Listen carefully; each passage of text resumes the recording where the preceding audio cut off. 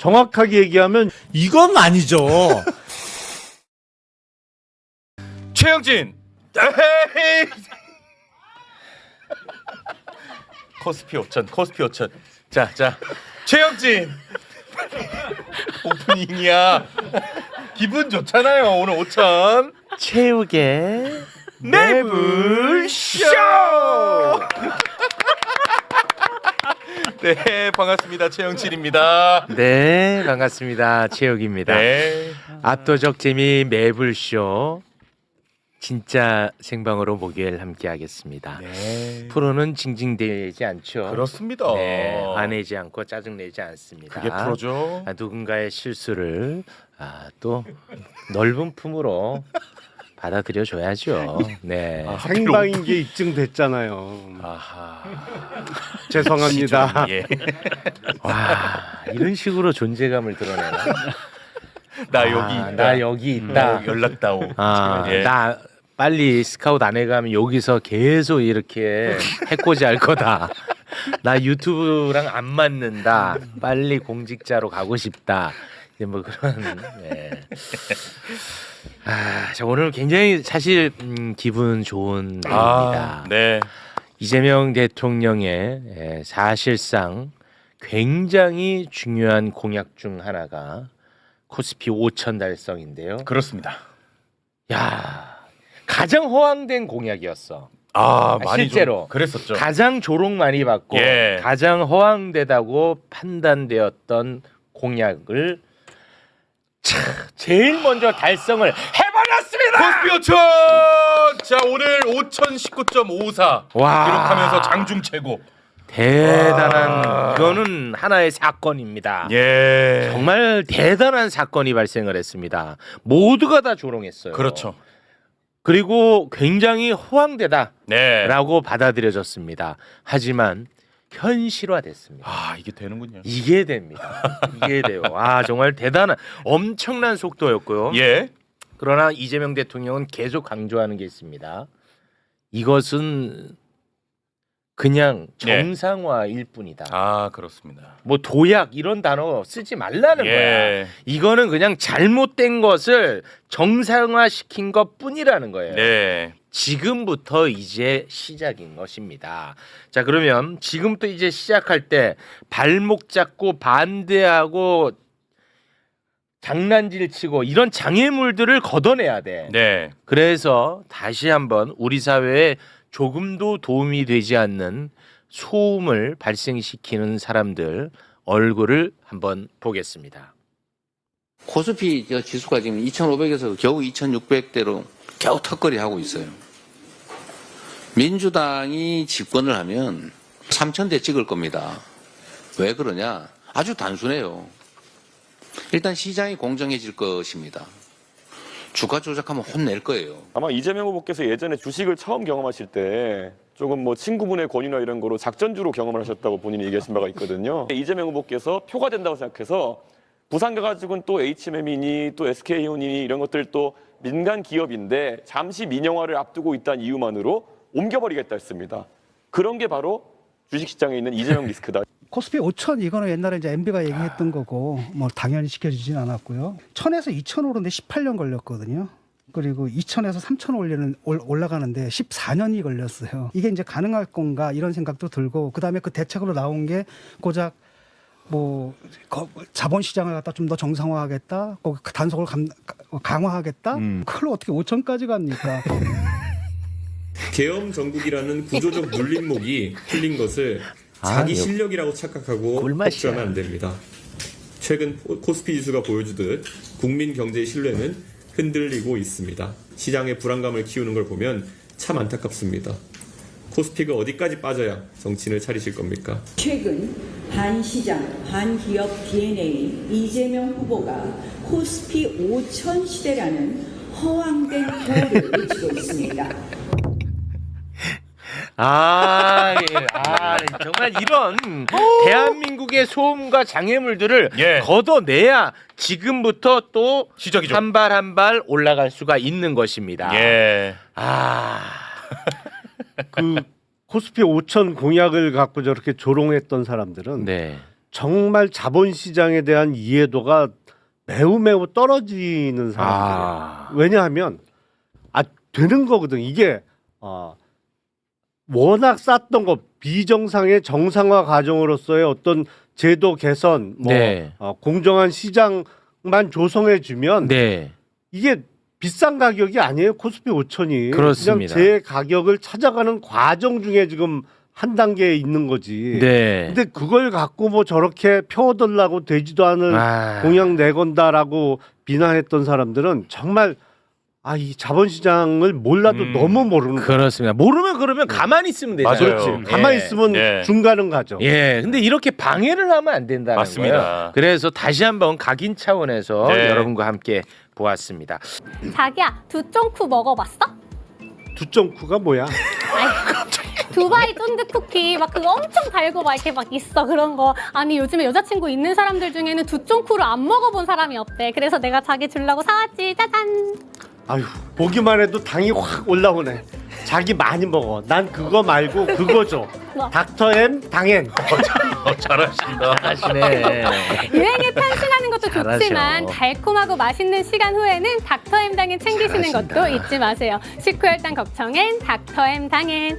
닥터엠 당엔은요 KCI 학술지에 효능실험 논문이 등재된 닥터엠 물과 식후혈당 상승 억제에 도움을 줄 수 있다고 식약처 인증을 받은 바나바잎 추출물이 함유되어 있는 제품입니다. 제가 한번 마셔볼게요.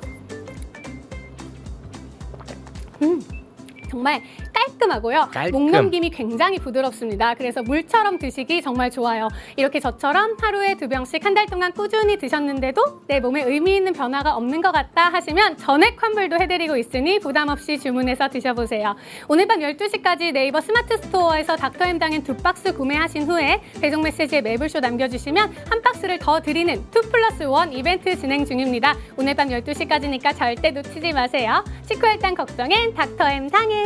네, 감사합니다. 닥터엠 당N이었습니다. 네. 김용남 의원을 너무 뽑아먹는 거 아닌가 하는 생각도 좀 드네요. 네. 잘하시네요. 네, 잘하긴 또 워낙 잘하셔. 예. 자, 그러면 뉴스가 오늘 진짜 네. 굵직하게 준비되어 있습니다. 지금 함께 하시죠. 푸드본부 사이다 헤드라인. 네, 반갑습니다. 최 차장님. 네, 고맙습니다. 자, 그러면 한 분 한 분 만나보겠습니다. 먼저 동기 민동기 선임 기자님 어서 오십시오. 안녕하십니까. 주식은 하지 않지만 코스피 5천 돌파는 기쁩니다. 이거는 기쁩니다. 네. 이게 사건이에요. 그럼요. 예, 네. 고맙습니다. 자, 그리고 오랜만에 매불쇼를 찾아주셨습니다. 기분만 민정수석 김용남 유튜버 박수로 모시겠습니다. 네, 지난주 휴가가 큰 파문을 일으켰던 네. 김용남입니다. 자가발전이라는 얘기가 있던데. 절대 아니. 그거는 진짜 자가발전 절대 아니고. 아니에요. 네. 그건 절대 아닌데 저도 어떻게 시작된 건지 궁금해하고 있어요. 궁금해하고 있어요? 아니면 사실일까 기대하고 있어요? 아니 그냥 궁금해하고 있어요. 왜냐하면 아니 저는 대충은 알아야 되잖아. 정말 그게 당사자는 당사자는 네. 어느 정도 감은 잡고 있어야 되잖아요. 네네. 근데 그 지난주에 휴가가 있는데 네. 그게 시차가 좀 있는 데로 갔는데 네. 전화기를 보니까 부재중 전화가 여러 통이 와 있는 거예요. 오. 아니 근데 이제 기자들 전화가 많이 왔다. 확인 전화. 근데 그 전화를 안 받으니까 어느 기자가 문자를 남겨놨는데 네. 뭐 이러면서 이제 그런 소문의 내용을 얘기하면서 네. 이거 좀 확인차 전화를 드렸으니까 그 가능할 때 전화를 좀 달라고 문자를 남겨놨더라고. 근데 처음 듣는 얘기야. 그래서 뭐 그래갖고 뭐 전화 안 했어요. 네. 아니 할 얘기가 없어. 내가 뭐 아는 게 전혀 없으니까. 근데 죄송한데 이거 진짜 그 헛소문인데 왜 이렇게 길게 얘기하세요?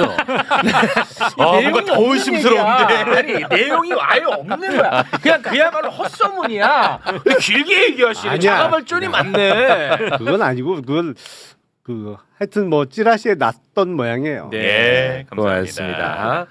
이거를 길게 얘기하시네.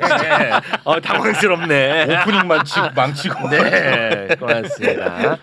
자, 민주당의 최고의 법률 전문가입니다. 이용우 의원. 박수로 모시겠습니다. 네, 안녕하세요. 네, 청라 검안경서 연희동 국회의원 이용호입니다. 반갑습니다. 네, 반갑습니다. 고맙습니다. 네. 자, 그리고 검사 출신 조국혁신당 박은정 의원 박수로 모시겠습니다. 안녕하세요. 따뜻한 얼음공주 박은정입니다. 네, 안녕하세요. 고맙습니다. 자, 여러분이 궁금해하는 그 이슈는 잠시 후 당사자가 나옵니다. 예, 그때 저희가 아주 집요하게 이야기를 나눌 테니까요. 네. 일단 이게 워낙 중요한 이슈 있잖아요. 한덕수. 아, 그 얘기 해야죠. 이거 굉장히 중요한 포인트들이 많아요. 의미도 많고요. 의미가 예. 중요한 게 많다니까. 그렇습니다. 그 부분에 대해서 지금부터 한번 다뤄보도록 하겠습니다. 내란 중요 임무 종사 혐의 한덕수에 대한 1심 선고가 어제 있었고요. 저희가 또 생중계 함께 했었죠. 예. 이진관 판사는 징역 23년을 선고하고 법정 구속을 시켰습니다. 다시 한번 한덕수의 그 혐의, 굵직한 혐의만 한번 좀 짚어볼까요? 자, 비상계엄의 절차적 정당성을 갖추는데 기여한 혐의 있고요. 이상민과 언론사 단전 단수 조치 이행 방안을 협의한 혐의도 받고 있었고요. 4.5 계엄 선포문에 서명 후에 폐기 지시한 혐의, 그리고 헌재에서 위증한 혐의, 계엄 해제 요구 결의 후에 해제 국무회의 소집을 지연시킨 혐의, 네. 이런 혐의 등을 받고 있었습니다. 그렇습니다. 근데 이제 마지막에 해제 국무회의 소집을 지연시킨 혐의, 요거는 이제 무죄가 무죄입니다. 됐습니다. 예. 나머지는 굵직한 범위 안에서는 다 유죄가 예. 나왔어요. 자, 그런데 내란 특검은 내란 방조 혐의로 기소를 했었습니다. 그런데 이진관 판사가 내란 중요 임무 종사 혐의로 공소장을 변경하라고 지시를 해서 변경을 한 거거든요. 예. 야, 그런데 어제 재판을 보니까 야, 이거 왜 공소장을 변경하라고 지시했는지 이유가 나오더라고요. 예. 이게 굉장히 중요한 대목인데요. 여러분과 함께 보겠습니다. 처음 기소된 내란 우물의 방조 혐의는 범죄로 성립할 수 없습니다. 내란죄는 필요적 공범으로서 관여자의 의사 방향이 일치하는 집합범이므로 내부자들 사이에서는 각자 수행한 역할에 따라 우두머리, 지휘자, 중요임무 종사자 등으로 처벌될 뿐 방조범에 관한 형법 총칙 규정이 적용될 여지가 없습니다. 따라서 내부자에 해당하는 피고인에게는 형법 총칙에 규정되어 있는 형법 30조에 따른 방조범이 성립할 여지가 없으므로 내란 우두머리 방조 공소 사실은 범죄로 되지 않을 때에 해당하게 됩니다. 네, 이게 좀 말이 좀 어려운데 예. 제 언어로 제가 받아들이기로는 이렇게 받아들였거든요. 내란이라는 범죄 자체는 혼자서 할 수가 없다. 그래서 내란범들이 다 함께 힘을 합쳐야 되고 각각 자기 역할을 수행할 때만이 내란 범죄를 저지를 수가 있다. 그렇기 때문에 내란 방조라는 것은 범죄로서 이거는 있을 수가 없다. 저는 이렇게 들었는데 맞나요? 정확해요. 아, 정확합니까? 정확한 이해예요. 변호사 해도 되겠습니다. 진짜 쉽게 풀어주네. 근데 왜 그 내란 방조 혐의로 기소했어?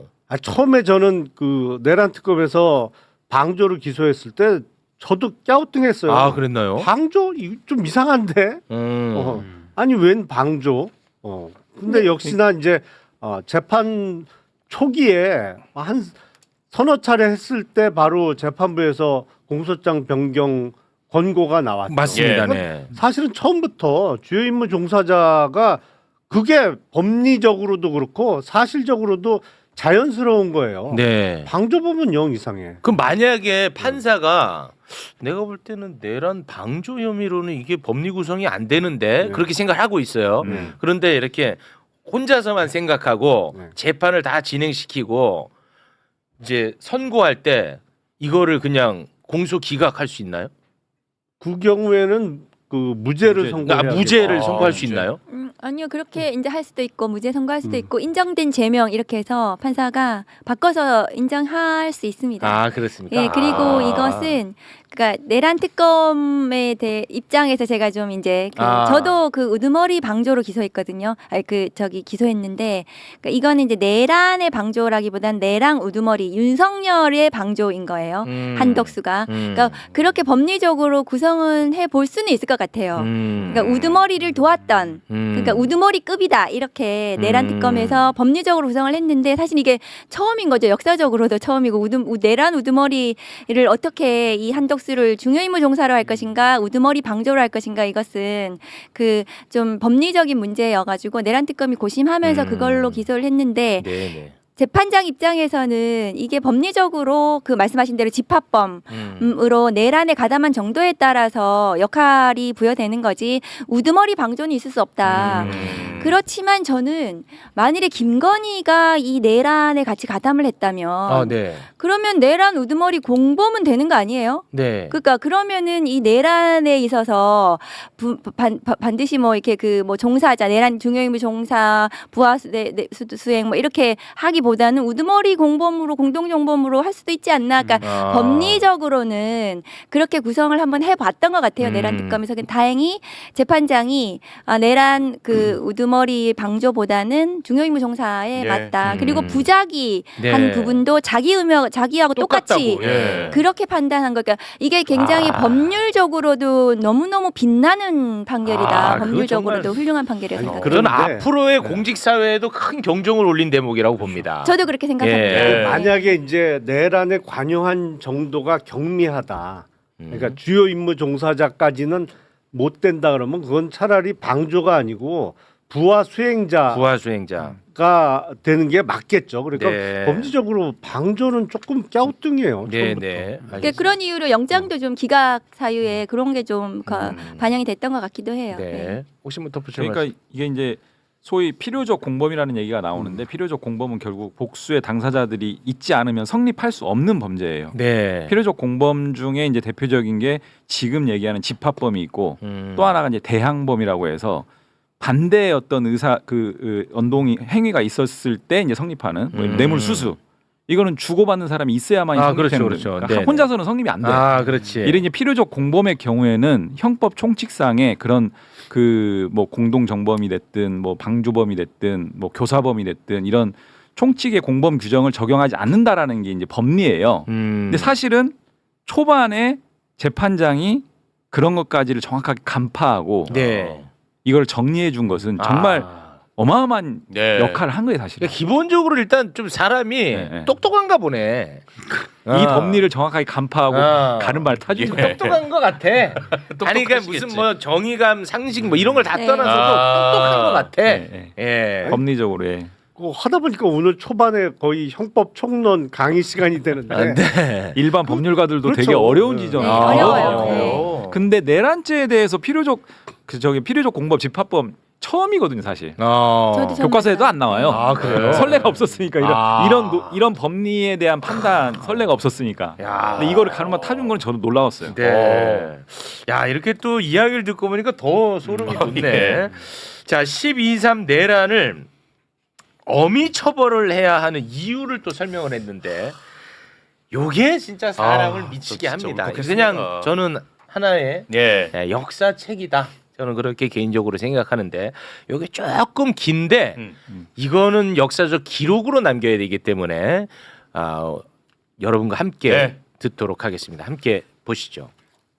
이러한 12.3 내란은 국민이 선출한 권력자인 윤석열 전 대통령과 그 추정 세력에 의한 것으로서 성격상 위로부터의 내란에 해당하는데 이러한 형태의 내란은 이른바 친위 구테타라고도 불립니다. 세계사적으로 살펴보면 이러한 친위 구테타는 많은 경우 성공하여 권력자는 독재자가 되었고 국민의 생명과 재산과 같은 기본권은 본질적으로 침해되었으며 국가의 경제와 외교는 심각한 타격을 받았고 독재자의 권력이 약해지는 시기가 되면 내전과 같은 전쟁이나 정치투쟁으로 국가와 사회 전반이 회복하기 어려운 혼란에 빠진 사례를 많이 볼 수 있습니다. 12.3 내란은 이러한 위로부터의 내란에 해당되는 점에서 그 위험성의 정도가 아래로부터의 내란과 비교할 수 없습니다. 왜냐하면 무엇보다도 국민이 선출한 권력자가 헌법과 법률을 경시하고 이를 위반하는 내란 행위를 함으로써 국민이 가진 민주주의와 법치주의에 대한 신전 자체를 뿌리채 흔들기 때문입니다.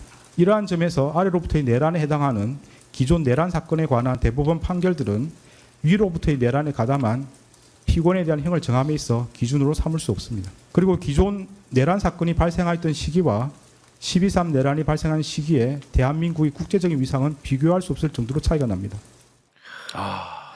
전두환보다 훨씬 나쁜 이유를 너무너무 깔끔하게 정리를 해줬습니다. 저는 이거 너무 좋던데요. 윤 어게인들에 대한 이거 너무 좋았어. 지적을 한 부분. 너무 좋았어요. 이건 진짜 너무 네. 좋았어.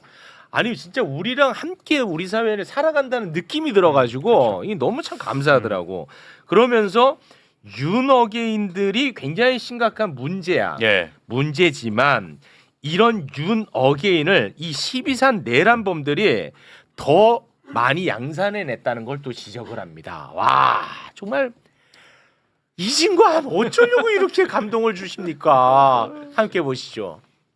극단적인 상황에서나 논의되는 저항권을 평상시에 아무렇지도 않게 주장하는 사람들, 헌법과 법률에 정한 바 없어 위헌위법한 주장에 불과한 계몽적 계엄, 잠정적 계엄, 경고성 계엄을 당연하듯 주장하는 사람들, 지난 2025년 1월 19일 발생한 서울 서부지방법원 폭동사건과 같이 자신의 정치적인 입장을 위해서는 헌법과 법률을 쉽사리 위반할 수 있고 그 과정에서 다른 사람이 피해를 줄 수 있는 상황이 당연하다고 생각하는 사람들, 민주주의의 근본이 되는 선거제도를 정당한 근거 없이 부정하는 사람들이 있습니다.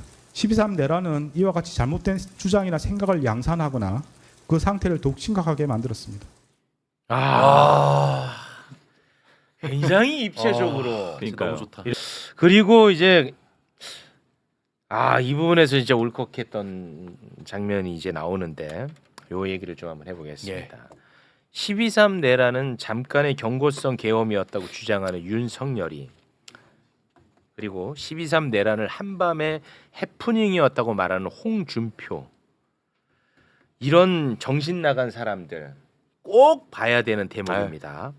큰 탈 없이 내란이 끝난 것은 내란범들 덕분이 아니라 용기 있는 국민들 덕분, 그리고 용기 있게 행동에 옮긴 일부 정치인들 덕분이라는 것을 이야기하면서 이진관 판사가 울먹여요.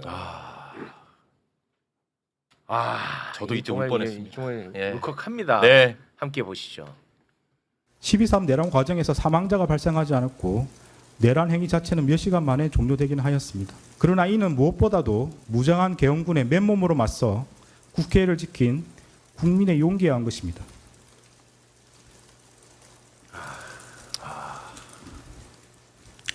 이에 더하여 이러한 국민의 저항을 바탕으로 신속히 국회에 진입하여 비상계엄 해제 요구안을 의결한 일부 정치인들의 노력, 대한민국 역사에 있었던 내란의 암울한 기억을 상기하면서 위법한 지시와 명령에 저항하거나 혹은 어쩔 수 없이 이를 따르더라도 소극적으로 참여한 일부 군인과 경찰 공무원의 행동에 의한 것입니다. 결코 12.3 내란 가담자에 의한 것이 아닙니다. 저 일부 정치인이 접니다. 네. 여기저기 다 눈물이 그냥 쏙 들어가네. 눈물이 쏙 들어가. 감사해요. 울 뻔했는데 쏙 들어갔어 지금. 깜짝이야. 아니 이진관 판사도 되게 디테일한 게 그냥 국회의원들 일부라고 해, 일부러. 이렇게 할 수 있었는데 굳이 일부라고 일부라고 하더라고. 일부러. 일부 정치인 접니다. 맞아요. 저도. 맞아. 네. 일부의 일부. 눈물이 아주 쏙 들어가네. 그리고 그 나머지 그 윤어게인 했던 정치인들 네. 정계 은퇴하라고 제가 얘기해놨어요. 너무 잘하셨다. 정말, 그거는 예, 이 진짜. 정치판에서 떠나야 돼요. 너무 잘하셨어요. 진짜로 국민, 그리고 일부 국회의원, 그리고 이진관 판사님, 정말 눈물 나게 감사하다. 네, 너무너무 고맙습니다. 진짜. 네, 감사합니다. 정말 우리가 무슨 재판정을 보면서 이렇게 눈물을 흘릴 경험을 할 수 있다는 것도 이게 참 희한한 경험입니다. 우리가 없죠, 사실. 예. 그리고 이제 결국 징역 23년을 선고를 합니다. 이진관 판사 23년 선고하는 그 장면 함께 보겠습니다. 주문. 피고인을 징역 23년에 처한다. 그리고는 이제 법정 구속까지 네. 이어졌습니다. 무려 23년 징역형에 해당하는 준범죄자인 한덕수를 풀어준 사람. 이거는 이제 정산하고 가야지. 네. 자, 영장 전담 판사 얼굴 또 한번 보고 가야 됩니다. 정재욱 판사 한덕수 구속영장을 기각을 했습니다. 그렇습니다. 자 그리고 박종호 판사는 박성재 구속영장 기각시켰고요. 그렇지. 예. 이정재 판사는 윤석열 체포영장 기각을 시켰고 정말. 남세진 판사는 박성재 2차 구속영장을 또 기각을 시켰습니다. 그렇습니다. 진짜 문제야. 이거는 절대 잊어서는 안 예. 됩니다. 예. 계속 얘기할 겁니다. 이거는 끝까지 합니다. 왜냐? 이번에는 영장 전담 판사는 지금 사법부에서 건드리고 있지 않은 상황이지 않습니까? 네. 이거 계속 고민한다고 하던데 왜 자꾸 고민합니까? 아 결과가 나왔고 네. 이미 채점이 끝났잖아요. 영장 전담 법관을 바꾸든지 지금 네. 이제 내란 전담 재판부가 구성이 되고 네. 그 법에 따르면 영장 전담 법관도 새롭게 다시 그럼. 구성하도록 했거든요. 예. 그래서 바꿔야 됩니다. 지금 2차 종합특검이 지금 출범하게 되면은 그렇습니다. 제가 검사 생활하는 동안 징역 23년 선고되는 사건을 불구속 상태에서 재판받는 거를 본 적이 없어요. 본 적 없죠? 예, 이건 아마 역사상으로도 없을 겁니다. 오빠 이 본 적이 저 없지. 전담 법관은 정말 큰 과오예요. 저것은 잘못입니다. 예. 네. 이미 이제 채점이 끝났잖아. 그렇죠. 그럼 정산을 해야 될 거 아닙니까, 검사님? 아니 그리고 수사 과정에서의 구속에 관한 형평성을 보더라도 이상민 전 장관은 진작에 구속이 네, 됐잖아요. 구속됐죠. 근데 한덕수, 박성재 피의자는 왜 불구속인지가 잘 설명이 이해가 안 안 돼. 돼요. 잘 예. 이해가 안 돼 이게. 설명이 안 중간에 돼요. 아니, 뭐 기준이 뭐야 도대체 기준이. 네. 그건 명확해야 될 거 아니에요. 행위로 보잖아요. 네. 박성재가 한 행위가 더 많아요. 아, 그렇죠. 그렇죠. 이상민 전 이상민보다 장관보다 더 많죠. 행위가 훨씬 네. 많아요. 네. 이 말이 안 되잖아요. 이 채점이 끝난 거면 이거 좀 뭐 정산을 해야 될 거 아니야. 근데 아직도 이건 고민하고 있대. 아. 사법 이건 문제 심각합니다. 예. 자 그리고 23년 징역형에 해당하는 내란 범죄자와 공동 정부를 꾸리려고 했던 자가 있다면 네. 그 자를 용서하면 되겠어. 누구야 그자? 이 용서할 수 없잖아. 그자 나와. 나와. 한동훈 나와. 한동훈 이래놓고 뭘 자꾸 본인이 내란과 싸운다고 얘기를 해. 23년 구속되는 한덕수 내란범하고 공동 정부를 꾸리려고 했었다니까. 네. 와. 그걸 떠나서 저 12월 8일 기자회견 내용 자체가 우리 헌법에 어떠한 근거도 없는 사실상의 쿠데타예요. 그렇습니다. 그렇잖아요. 네. 아니, 대통령이 내란을 일으켰어. 그러면 그 대통령을 일단 탄핵소추하고 그리고 나서 뭘 진행하는 거지. 바로 그 전날인 12월 7일 날 당시 국민의힘 의원들이 표결에 참여 안 해서 네.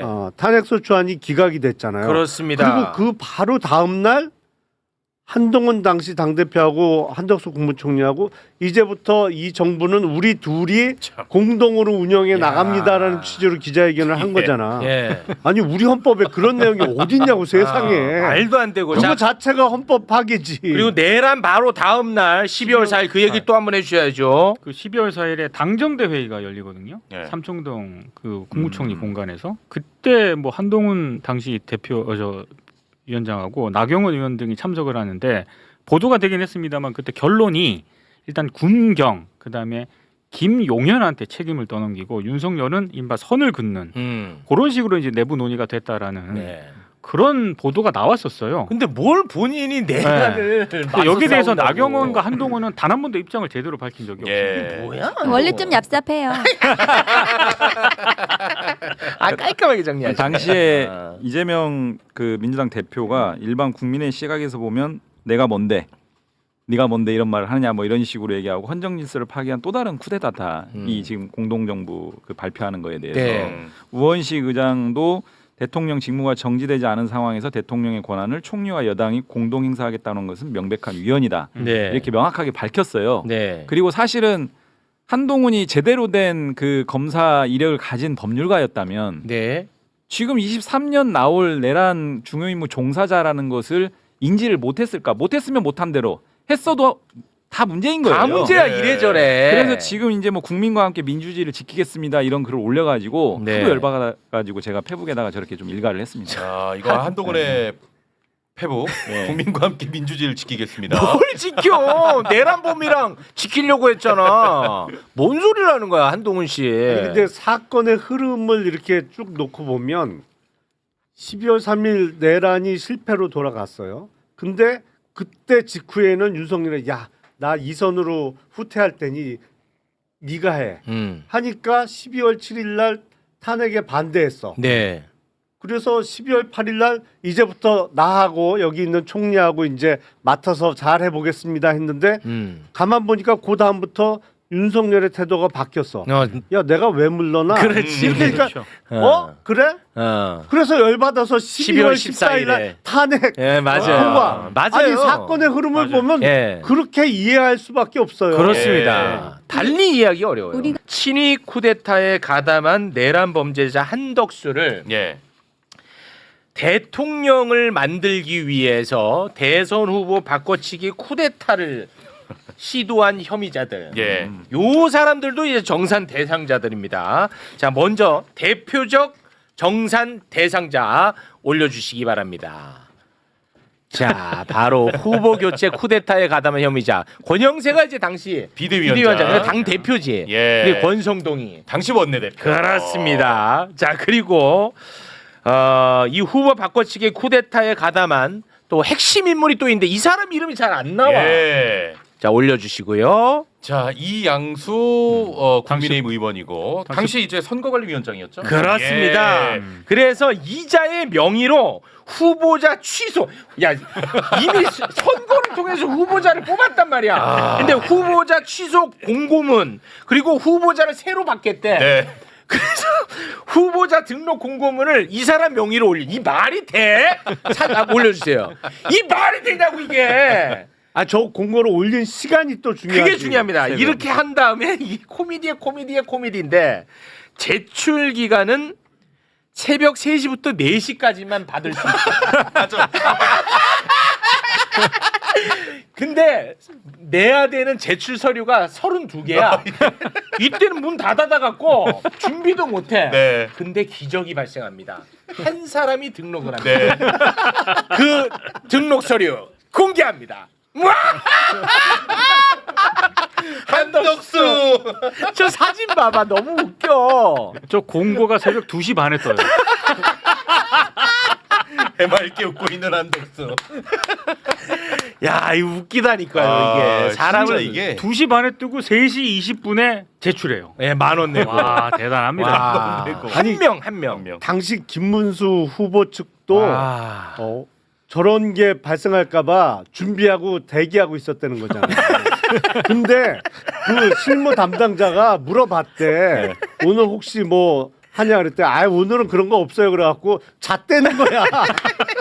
잤는데 자는 동안에 끝나버렸어. 접수가 그냥. 와. 저런 지지율이 뭐 민주당이랑 오차범위 내로 붙었니 뭐니 이런 게 나오면은 저는 어떻게 해야 되나요, 선생님? 아니 진짜 너무 힘들어요, 제가. 어떻게 해야 될까요, 검사님? 그런 뉴스를 보질 말아요. 그냥. 아니 그건 현상인데 뭐. 아니 내가 안 본다고 현상이 사라집니까?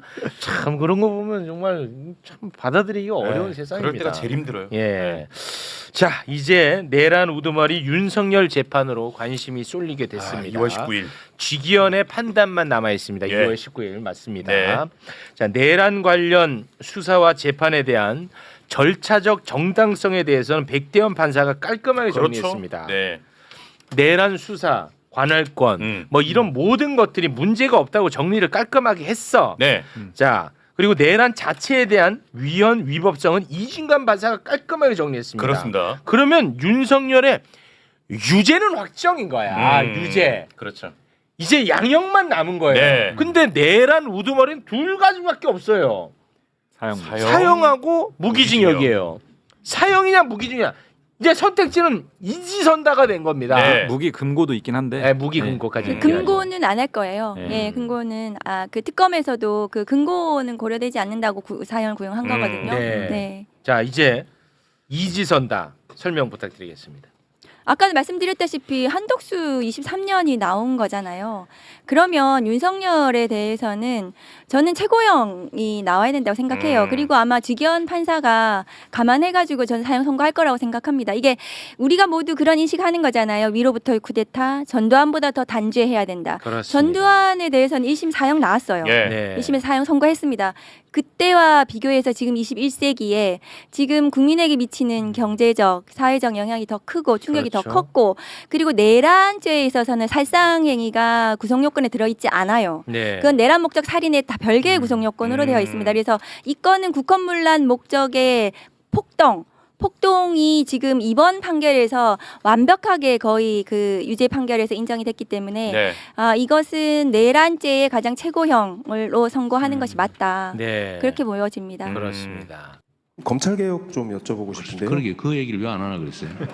공소청법하고 중수청법 이제 정부안이 나왔었는데 대통령께서 지시하시기는 여당에는 숙의를, 정부에는 수렴을 지시하셨는데요. 법안 자체에 대한 대통령의 평가에 관해서는 들은 바가 없는 것 같습니다. 하여튼 큰 부패 사건에는 검찰이 들어있더라고 보니까. 수사와 기소를 분리하자. 분리해야죠. 기소하기 위해서 수사를 하거나 수사를 합리화하기 위해서 기소해가지고 안 되는 거 알면서 가짜 증인 압박해가지고 유죄 만들고 이러면 안 되잖아요. 이건 분리해야지 당연히.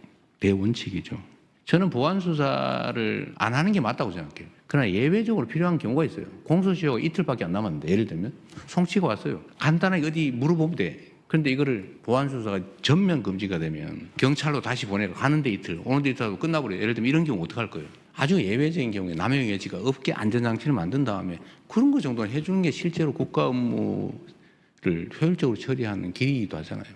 어려운 거죠. 이거 업보예요, 업보. 누구의 잘못도 아닙니다. 검찰의 잘못이에요. 당이 해라, 당이. 수기하자. 시간을 충분히 갖고. 대신에 감정적으로 하지 말자. 여기서도 아마 의견이 하나로 탁 몰리지는 않을 겁니다. 충분히 의논하시면 좋겠습니다. 네. 제가 편집한 거 왜곡은 없다고 보이시죠? 예, 예. 정말 어려웠습니다. 네. 편집하는데 워낙 길게 이야기를 해가지고 지금 시간이 없어서 굉장히 좀 좁혀서 세 분의 의견을 좀 듣고 싶어요. 그러니까 이재명 대통령의 검찰 개혁에 대한 이야기가 길었는데 그 가운데 지금 가장 이슈가 되고 쟁점이 되는 게 공소청의 보안 수사권을 주느냐 마느냐의 문제인데. 이재명 대통령은 보안 수사권을 주지 않는 게 원칙이다. 하지만 예외적으로는 좀 허용될 필요가 있지 않겠느냐. 근데 참 이게 어렵다. 이걸 좀 논의해 보자.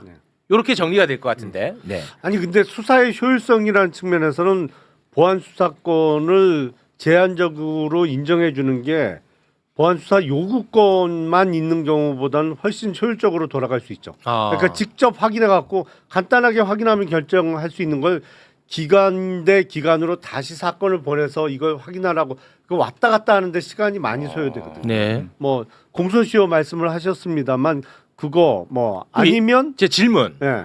만약에 공소시효가 임박한 사건에 대해서는 보안 수사권을 주는 것으로 예를 들어서 예외 규정으로 둬서 주기로 했다고 쳐요. 그러면은 예를 들어서 공소청 검사들이 악의적으로 공소시효가 임박할 때까지 기다렸다가 보안 수사권을 활용하는 경우도 생길 수 있지 않나요? 아니죠. 그거는 그건 이제 안 되나요? 사건 송치 받은 그 시점 기준으로 시효가 얼마 안 남았을 때 하는 거지. 그거를 뭐 1년이고 2년이고 그냥 캐비넷에 처박아 놨다가 자기가 갖고 있는 동안에 공소시효가 거의 완성될 지점에 뭘 한다는 거는 그건 말이 안 되는 아니 그 거죠. 만약에 그 말씀이 맞다면 공소시효가 거의 다 된 사건이 검찰로 송치되는 경우가 왜 존재하는 거예요? 왕왕 있어요. 아, 그래요? 꽤 많아요. 예를 실제로. 들면 어떤 경우예요? 아니 검사들이 사건 배당을 받으면 네네네. 제일 먼저 확인해 보는 게 공소시효예요.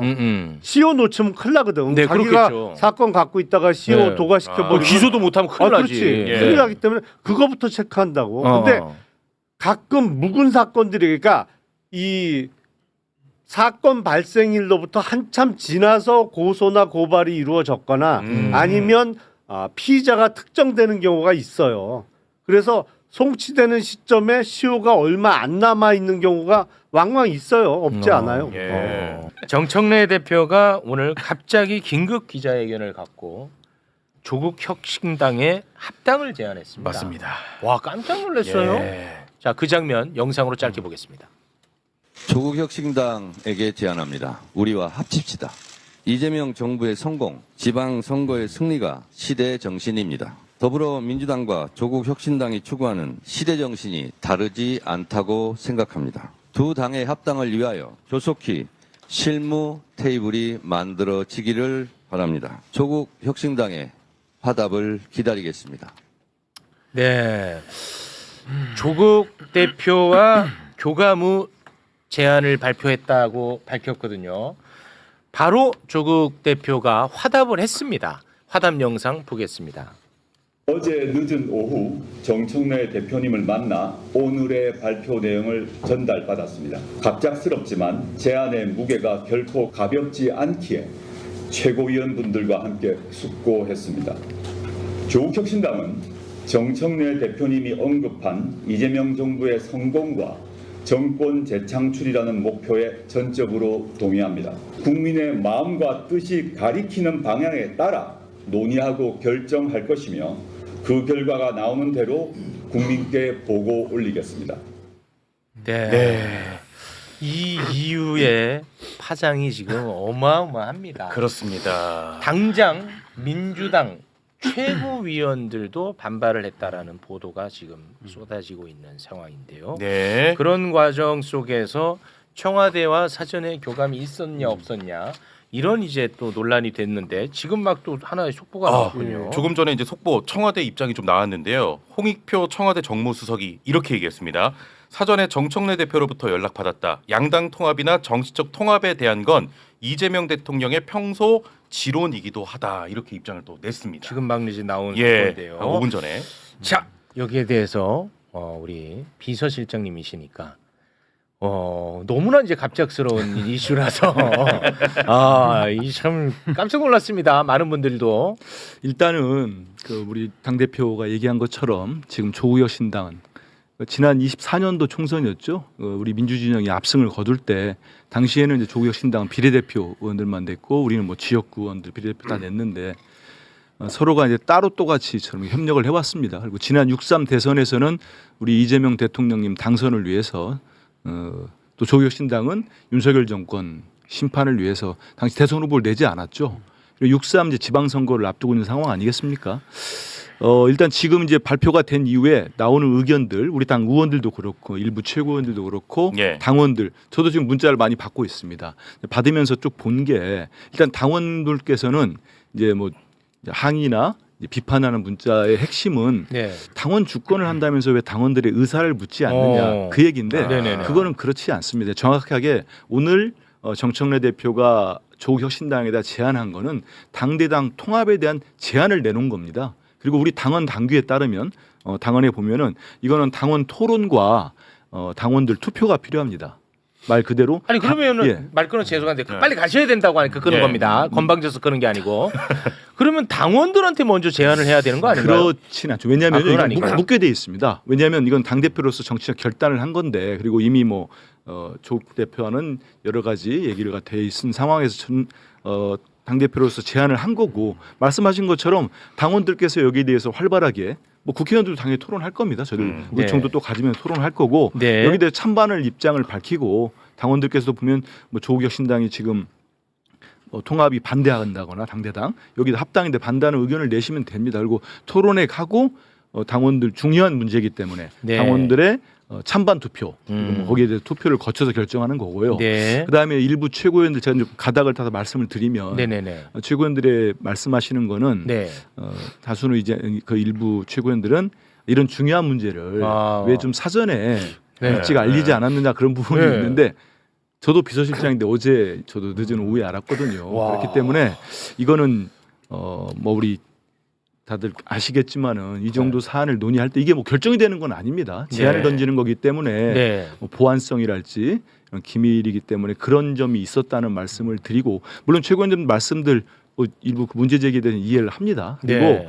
전 그 말씀을 드리고 싶어요. 왜냐하면 지금이 신인기 시동 거네. 그럼 잠시만요. 예열. 아직 출발 안 했어요. 소리가 너무 커. 그 말씀 중인데 그래도 약간 제가 오래된 차여가지고. 그래. 질문하세요. 그래 질문. 자 왜냐면- 레드팀 간다. 레드팀 가자. 근데 그 레드팀. 당을 합치는 문제는 고도의 정치행위거든요. 가장 중요한 정치행위인데 레드팀. 사실 청와대에서도 오늘 입장이 오전과 오후가 조금 다르게 나온 건 사실입니다. 네. 그래서 지금 이 혼란이 더 생긴 거고요. 네. 무엇보다 사실 보안과 기밀이라는 말씀에는 제가 동의가 참 어려운 게 합당이라는 거를 은밀하게 할 필요가 없는 거거든요. 결국에는 정치행위니까 당원들이 원하면 하는 거고 원하지 않으면 안 하는 건데 제안이라고 하시는 것도 저는 순서가 좀 뒤바뀐 거 아니냐. 그래서 저는 사실 이 합당을 보면서 오전에 든 생각은 제가 이 있습니다가 생각이 났습니다. 노무현 대통령께서 민자당 3당 합당할 때 그때 이의를 제기하시면서 당을 떠나신 거거든요. 그러니까 저는 이번에도 조국혁신당과의 여러 가지 합당이 지선의 승리라고 하는 그 목적 외에는 다른 명분이 없습니다. 그래서 전 이것은 좀 야합 아니면 과거의 정치 문법 아니냐, 내지는 제가 조금 판단하는 바로는 조금 이거는 추측의 발언을 좀 섞자면 예. 혹시 정청래 대표가 연임을 해서 다음 공천에 그 영향력을 행사하고 조국 대표를 그러면 대선 주자로 혹시 올리려고 하는 그런 계획도 혹시 이 안에 있는 거 아니냐, 그런 생각도 들 정도로. 그거는 약간 좀 풀어서 설명 부탁드립니다. 아니 그러니까 예를 들면 합당이라는 것이 만약에 성사가 된다면 그런 정치적 계획하에 좀 이렇게 성급하게 아니 그러니까 던진 거 아니냐. 이제 그건 이제 여쭤보는 거예요. 만약에 그렇게 의심을 하는 이유가 뭐냐? 만약에 합당이 성사가 된다면 조국혁신당 당원들이 많이 들어와서 그분들이 정청래 후보를 밀어줘서 연임이 되고 연임이 된 상태에서 조국 대표를 대선 주자로 밀 거 아니냐? 그러니까 그 의심 외에는요, 이렇게 긴박하게 은밀하게 또 굉장히 일처리가 매끄럽지 못하게 이렇게 중요한 문제를 던질 필요가 있겠냐. 게다가 네. 오늘은 코스피 5천을 뚫은 날이거든요. 그러니까 이런 뉴스가 다 덮일 정도로 그러니까 네. 집권 여당에서 지금 나온 혼선치고는 네. 상당히 큰 혼란이기 때문에 네. 그런 의구심까지도 좀 들더라고요. 좋습니다. 아, 야, 레드팀이니까 그런 레드팀 야 질문이 야 너 없었으면 큰일 날 뻔했다. 야. 자, 질문이 맵다 매워. 매운 것보다도 부적절하네요. 아, 왜냐하면은 부적절합니다. 네. 3당 합당과 비교하는 건 말이 안 되죠. 그거는 YS가 통일민주당이었는데 말 그대로 상대방에 있는 군부 독재 후예들하고 손을 합친 거 아닙니까? 저는 노무현 대통령 당연히 이의 있습니다 제기하는 겁니다. 예. 그런데 뭐 조국혁신당을 싫어하는 분도 있겠지만은 지금까지 과정들을 보십시오. 다른 건 다 떠나서 조국혁신당도 이재명 정부의 성공을 위해서 노력한 건 그건 부인할 수 없는 거 아니겠습니까? 그런 부분에서 우리 민주당이 그 조국혁신당과 지금 당대당 통합에 대한 걸 제안을 던진 상태입니다. 그리고 네. 지금부터 치열한 논쟁과 당원들 말씀하신 대로 당원들이 판단을 하는 겁니다. 우리 120만 명의 권리 당원들이 투표를 하게 될 거예요. 예. 이런 말씀 드리고 앞서 소개해 주신 대로 정무수석께서 이제 대통령님의 평소 질원, 양당 통합 얘기도 하지 않았습니까? 네. 근데 지금 이제 정치적 결단을 한 건데 이제 네. 당원들이 판단을 하고 결정하실 건데 한번 보십시오. 최근에 비근한 예로 5개 광고물법 그게 뭐였냐면은 현수막에 있어가지고 정말 대단히 민망할 정도의 현수막집이 많지 않았습니까? 우리 대통령님 관련된 부분들. 그 현수막법 뭐 저희들이 처리를 하려고 하는데 약간의 이제 다른 작은 정당들과의 또 이견이 있었습니다. 그리고 뭐 국회법 개정안을 할 때도 조국혁신당이 반대한 부분들도 있었고, 그다음에 제가 속한 과방위에서는 허위 조작 정보를 근절하려고 하는 정보통신망법을 처리할 때도 마지막에 이제 조국혁신당이 다른 의견을 내는 바람에 상당히 우여곡절이 있었습니다. 네. 여러 가지 부분에 있어서 뭐 같은 지향점을 가지고 있는 당인데 이런 부분들은 그러면 일각에서 말하는 것처럼 이게 통합이 필요한 거 아니냐는 얘기 있고 그다음에 오늘 이제 의총에서도 나온 얘기입니다만은 저는 이제 지방선거를 앞두고 있는 일부 의원은 그 의총에서 어떤 의원은 말씀하시더라고요. 지금 늦은 것 같다 자기가 볼 때 이 통합에 적극 찬성한다 그러면서 지금이 아니고 넘겼을 때 그러면 다음 총선이 있고 그다음에 대선이 있습니다. 그러면 이게 더 갈등이 불거지거나 더 거리가 멀어졌을 때 그때 가가지고 통합을 하고 뭐 단일화 후보 단일 이런 얘기하는 것보다는 갈등이 커지기 전에 지금 상대적으로 지금 상황에서 하는 게 맞지 않겠냐 이런 얘기 드리고요. 예. 우리 당원들께서 이제 좀 이제 맞지 않다고 의견 주시는 분들께는 우리 민주당은 바다입니다. 바다에 연못 하나 들어온다고 뭐 크게 뭐가 달라지겠습니까? 네. 큰 바다기 때문에 네. 포용하고 갈 수 있다 알겠습니다. 이런 말씀. 그 방향성에 대한 부분은 뭐 그 정도로 이제 네. 뭐 저희가 이제 듣기로 하고요. 시간이 없으니까 절차에 대한 부분 네, 어떻게 네, 보십니까? 절차에 대한 부분도 이제 지적이 들어왔으니까 아니 그 좀 최소한 최고위원들하고는 좀 소통을 하면서 왜냐면 워낙 이제 중차대한 문제 아닙니까? 지금도 보세요. 여론이 장난이 아닙니다. 난립니다 지금. 제 욕도 많이 하죠 지금. 아니 뭐 그러니까 그런 이제 어떤 욕 지구는 다 비슷하게 있어요. 절차에 대한 부분. 오래 사실 거예요. 그래요? 많이 나옵니까, 네. 김 의원님? 그렇게 네, 그 이제 절차 좀, 말씀하신 대로 저는 오늘 아침에 이제 그 기자회견 한 20분 전에 대표 말씀을 듣고 이런 중요한 문제를 사전에 더 논의했으면 좋았을 뻔하지 않았냐는 일부 최고위원님 지적에 네. 저는 뭐 공감하는 부분이 있습니다. 하지만 앞서서 말씀드렸는데 저들이 중요한 문제를 이제 회의를 하고 나면은 네. 어떨 때 보면은 정말 회의 중간에도 얘기가 나오더라고요. 아, 네. 그런 바로 경우 보도되는 많더라고요. 경우도 있고 네네. 그래서 이거는 뭐 저도 정말 네. 어제 직전에 알았듯이 네. 어떤 이 제안을 하는 과정에서 네. 이게 만약 나갔을 때 더 네. 그래서 저희들이 의견을 수렴하지 않는 게 아니고 지금 당 대표가 오늘 던져놨고 제안을 했고 그 다음에 의견을 모으는 과정들이 충분히 있기 때문에 좀 뭐 절차는 좀 섭섭하신 분들이 있더라도 지금 밟아가고 있다. 네. 그리고 이건 우리 또 의총에 나와서 의원님들 중에 찬성하시는 분들 얘기하실 때 이건 당 대표가 정치적 결단으로 일단 제안을 한 거기 때문에 네. 이게 결정된 건 아니지 않습니까? 네. 그걸 좀 이해를 해줬으면 좋겠다는 생각이 듭니다. 근데 저는 절차 문제보다도 내용을 더 짚어야 된다는 생각이 아, 드는 그래요? 게 지금 조국혁신당하고 지민비조로 같이 탄생이 된 건 맞는데 거대 의석을 만들었잖아요. 그건 맞는데 지금까지 쟁점이 됐던 사안에 조국혁신당하고 민주당이 같은 얘기를 한 적이 거의 없어요. 예를 들면 예를 들면 조세제도에 대해서도 상당한 이견이 있고요. 조세제도 그래요? 더 이제 조국혁신당이 더 이제 더 진보적인 입장을 내고 있고 검찰 개혁에 대해서도 최근에 조국혁신당의 조국 대표는 굉장히 그 정부안에 대해서 비판적인 입장을 또 보였거든요. 네. 거기에 대해서 또 정치 개혁에서도 사실 조국혁신당은 3당이기 때문에 이런 소수 정당 다양성에 대한 의견을 많이 냈단 말입니다. 그러니까 이런 식의 생각이 많이 다른 부분에 대해서 얼마만큼 합의를 갖췄느냐 이게 빠져 있다라는 게 핵심이고, 그러니까 선거의 네. 승리를 위한 통합이라는 부분이 문제인 거고, 또 하나는 저는 소나무당에 대해서도 어떤 입장이신지가 좀 궁금한 게 송영길 대표가 이끌고 있는 소나무당도 있지 않습니까? 네네네. 소나무당에 대해서도 그러면 바다의 연못으로 같이 들어올 계획이 혹시 있으신 건지, 그러니까 그런 부분들에 대해서도 조금은 왜 조국혁신당이 가장 그러면 최우선으로 지금 민주당과 합당 대상이 되어야 되느냐, 네. 여기에 대한 부분들에 대해서 저는 당내에서 토론이 충분하지 못했다, 전격적으로 이루어졌기 때문에 이런 반발과 혼란이 더 있는 거 아니냐 그런 생각이 듭니다. 송영길 대표는 재판 끝나고 그러니까 계획이 있냐고 여쭤봤죠. 그 허락도 안 받고 그렇게 얘기하지 마, 송영길 대표한테. 삼갈까요? 아, 예, 죄송합니다. 예. 송영길 그러니까 대표는 궁금해서. 일단은 재판이 예, 중요한 예, 게 남아 있으니까.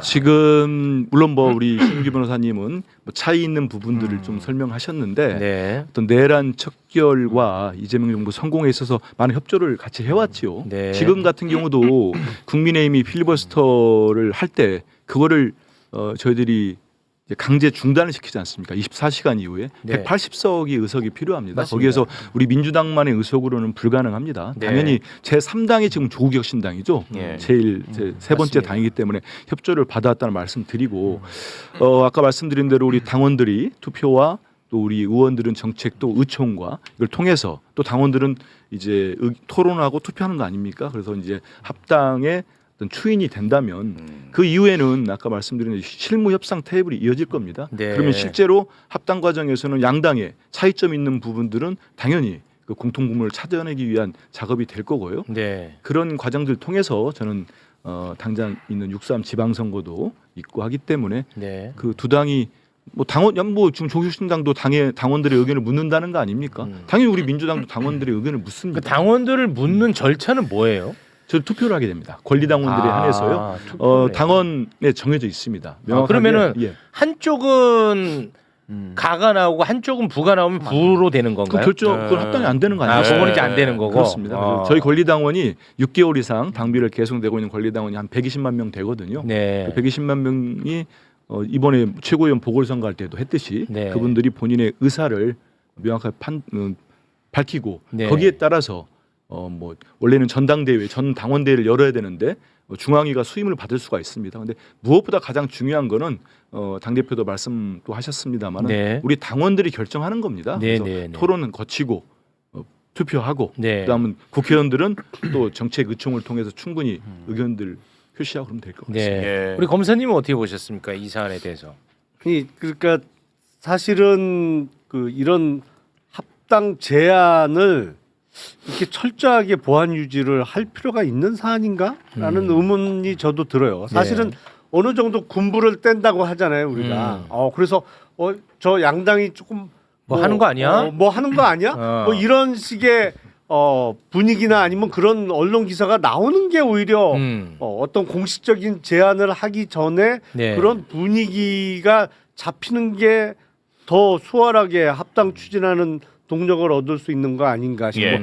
그 철저하게 보안을 유지했다고 하는 이른바 노태우 정부 때 3당 합당도 공식 선언하기 전에 그 당시 3명이 모여서 골프도 치는 사진이 나가고 다 했어요. 그래서 뭔가 감은 잡을 수 있었어요. 뭔가 하려나 보다. 마음에 준비할 시간. 근데 너무 보안 유지가 철저히 유지됐다는 생각이 좀 들고 네. 그 오늘 그 당대표의 공식 제안을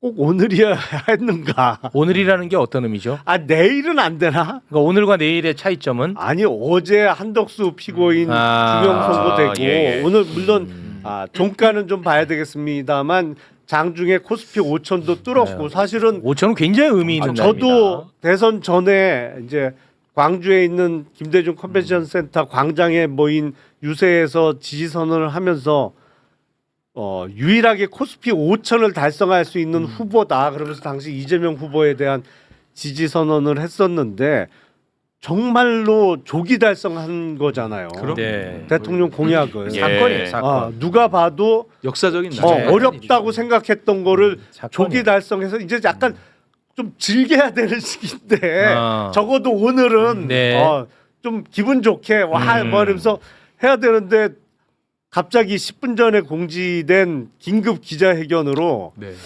이게 축제가 좀 묻히는 거, 좀 조기 종료되는 거 아닌가라는 생각이 들어서 내일은 좀 어려웠나 이런 공식 제안 발표가 어떻습니까? 이게 아마 제가 전해 듣기로는 어제 네.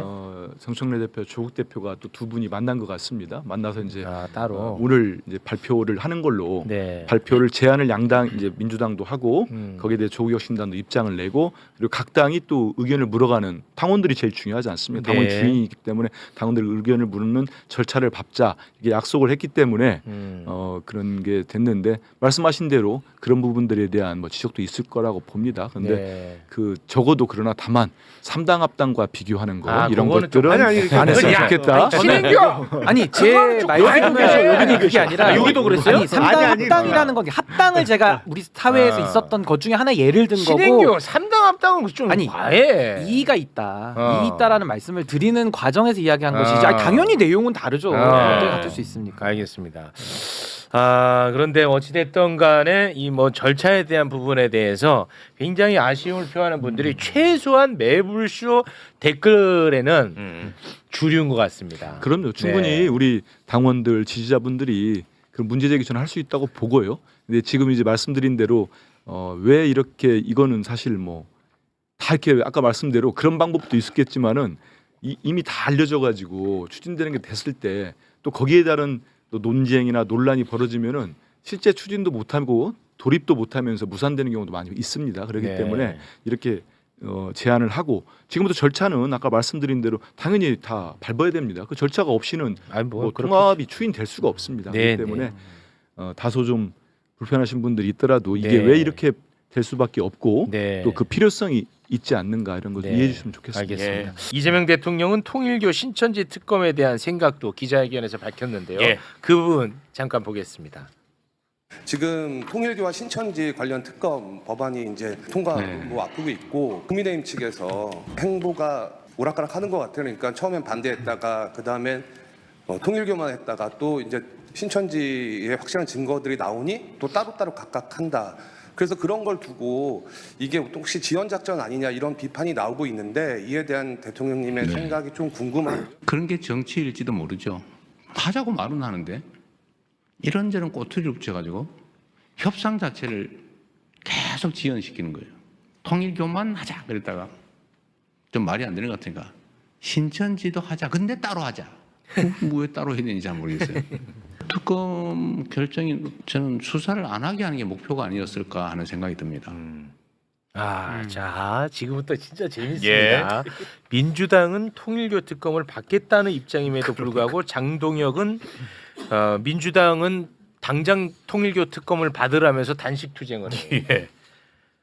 웃기잖아. 그러니까 국민의힘 의원들은 우리 당 대표가 단식 투쟁을 하면 민주당을 향해서 사람 죽는 거 그냥 지켜만 볼 거요. 특검 받아요. 이렇게 해야 돼. 근데 민주당이 특검을 받는다고 하니까 국민의힘 의원들이 민주당에 대해서는 얘기를 안 해. 국민의힘 의원들이 누구한테 지금 얘기를 했냐? 국민의힘 의원들이 송원석한테 제발 특검 받읍시다. 신천지 특검 좀 받읍시다. 이렇게 요구를 했어요. 그러자 송원석이가 실제로 신천지 특검 그래 받자고 이야기를 해요. 그 장면 영상으로 보겠습니다. 국민의힘에서 회피하는 거 아니냐라고 프레임을 만들 수도 있습니다. 전혀 아닙니다. 우리 당이 관련되어 있다고 생각하는 그대로 신천지 특검 합시다. 그런데 여기에 꼼수가 있어. 통일교 특검 따로 하고 신천지 특검 따로 하자는 거야. 자, 그런데 지금부터 정말 재밌습니다.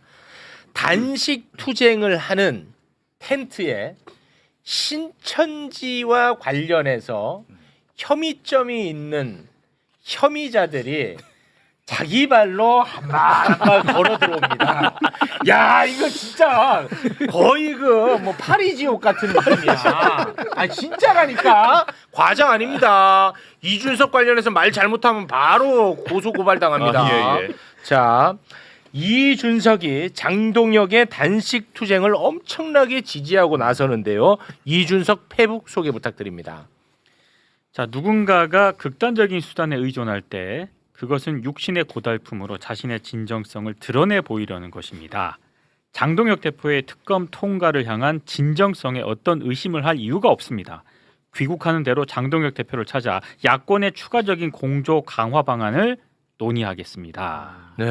그동안은 윤호개인이라고 같이 할 수 없다고 난리쳤는데 이렇게 응원하고 나섰습니다. 그래서 실제로 이준석은 해외에 있었는데 예정된 일정보다 일찍 조기 귀국을 해가지고 바로 장동혁을 찾아갔습니다. 영상으로 보겠습니다. 지금 뭐 대한민국인 사람 치고 대표님의 결기를 뭐 믿지 못하고 또 그런 사람이 어디 있겠습니까? 제가 또 귀국했으니까 저희 당내 인사들과 그리고 또 국민의힘의 송원석 원내대표님이랑 또 박준태 의원님 등과 상의해가지고 뭐 너무 늦지 않게 대표님께 또 공동 투쟁 방안 같은 거 마련해가지고 또 말씀드리고 또 이렇게 함께할 수 있도록 하고 있습니다. 감사합니다.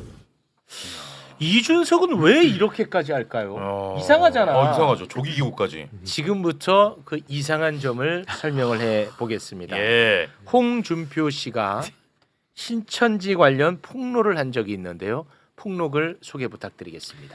자, 2021년 10월 국힘 대선 후보 경선 때 신천지의 역할을 확인하기 위해 대구시장 재직 시절인 2022년 8월경 신천지 교주 이만희를 경북청도 이만희 교주 별장에서 만난 일이 있었다. 많은 이야기를 들었는데 지난 대선 후보 경선 때 신천지 신도 10여만 명을 국힘 책임당원으로 가입시켜 윤석열 후보를 도운 것은 윤 후보가 검찰총장 시절 코로나 사태 때 신천지 압수수색을 2번이나 청구 못하게 막아줘서 그 은혜를 갚기 위해서라고 했고 지금도 그 신도들 가운데 상당수는 그 당의 책임당원으로 활동하고 있다고 했다. 그 당에는 신천지 외에도 유사 종교 집단들이 상당수 들어와 있다고 하고 심지어 전광훈의 자유통일당 당원들도 이중당적으로 있다고도 한다. 아주 길게 썼죠. 2021년 국민의힘 대선 경선에 신천지 교인들 10만 명 들어왔고 그들에게 투표권을 주기 위해서 당원 당규까지 고쳤다는 거야. 원래 이제 3개월 내야 되는데 1개월만 내면 되고 1,000원으로 깎아줬다. 그래서 대거 들어와. 그거를 당비 납부 당원 제도라고 불렀어. 당비 납부 당원. 저가 6글자. 당비 납부 그때 당원. 이준석 퀴즈 시절이기 때문에 잘 기억해요. 1,000원짜리. 근데 이게 그냥 뭐 홍준표의 그냥 뭐 뇌피셜이나 거짓말이 아닐 가능성을 굉장히 뒷받침해 주는 게 바로 권성동의 인터뷰야.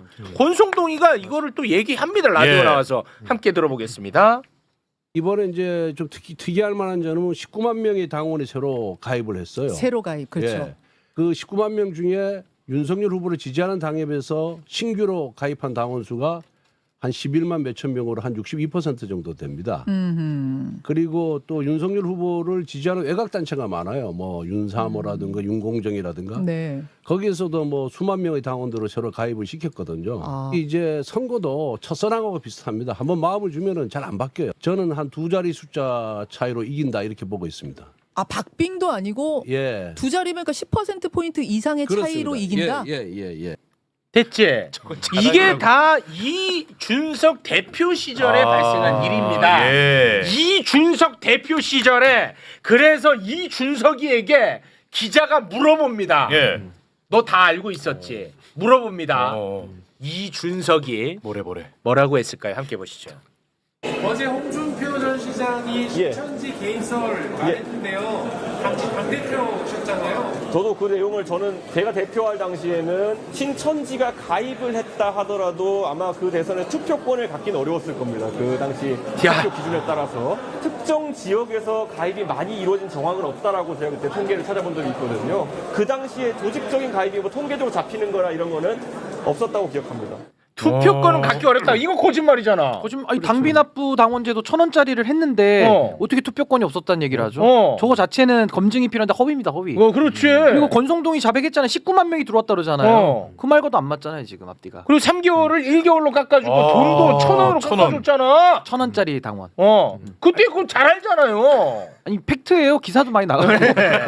이준석이가 이걸 자랑도 많이 했었어. 자랑도 하고. 그렇습니다. 당원 늘어나. 아니 그러니까 보다 좀 알기 쉽게 설명을 드리면 원래 국민의힘 당원 단계에는 책임 당원은 이제 당비를 납부하는 당원이니까 책임 당원으로 당비를 납부해서 최소한 3달에 걸쳐 3달 이상은 당비를 납부해야 투표권이 주어졌어요. 근데 그걸 그때 고친 거지. 당비를 1,000원만 내도 되고 한 달만 내도 그러니까 한 번만 내도 투표권이 주어지는 거예요. 그렇습니다. 그러니까 갑자기 입당한 사람들이 다 투표권이 생긴 거예요. 그렇습니다. 그러니까 1,000원 내고 투표권을 행사할 수 있게 됐는데 그 이준석 의원의 저 답변은 딱 보니까 이른바 이제 좀 속된 표현으로 더듬수를 둔다 그러잖아요. 더듬수.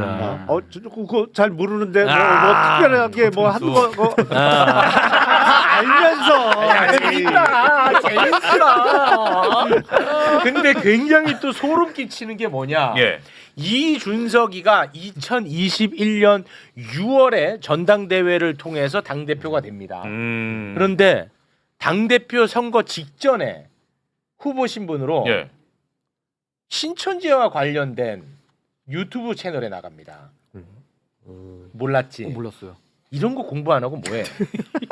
피자 시켜놓고 딱 기다려만 알고 있는데. 신천지 관련 유튜브에 나가서 그래요? 함께 보겠습니다. 와.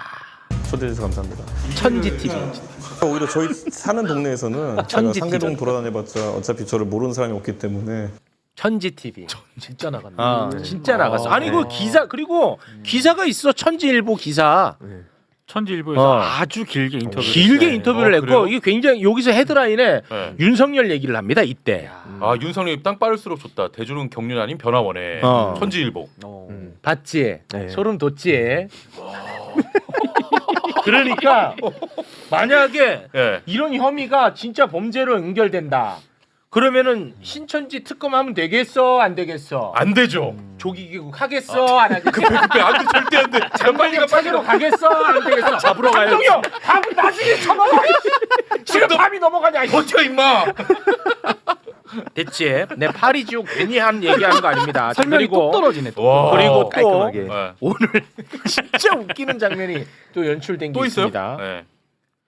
대한민국의 어떠한 일이 발생하고 내란이 발생하고 뭐 세상이 무너지더라도 집 밖에 안 나오는 사람이 우리나라에 딱 한 명 있습니다. 그게 바로 박근혜야. 박근혜. 뭐 천둥이 치고 벼락이 떨어지고 내란이 발생하더라도 밖에 안 나오는 사람이 박근혜입니다. 그런데 그 박근혜가 오늘 장동혁 텐트로 향했습니다. 박근혜가 이거 아주 놀라운 일인데요. 예. 그냥 요 텐트로 향한 것만 다루더라고. 요 자세한 설명 또 들어갑니다. 일단 텐트로 향하는 박근혜 함께 보시죠.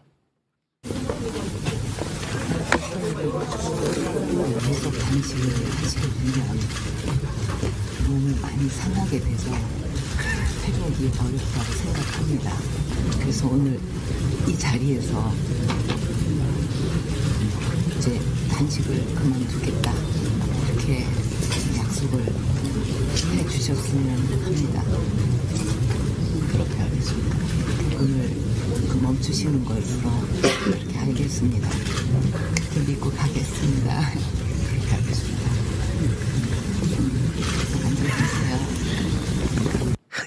왜 갔지? 생뚱맞잖아. 박근혜가 갑자기 왜 가? 더 생뚱맞은 거는 장동혁 단식 끝냈어. 박근혜가 저렇게 얘기했다고? 야 출구가 이상한데. 아니 정치 문법 잘하시니까 이런 출구 전략은 존재합니까? 아니 박근혜가 뭔데 왜 저 사람이 뭐 특검 뭐야? 아니 그러니까 민주당 대표야? 참 생각하지도 못했던 출구 전략을 만들어낸 건데. 와 진짜.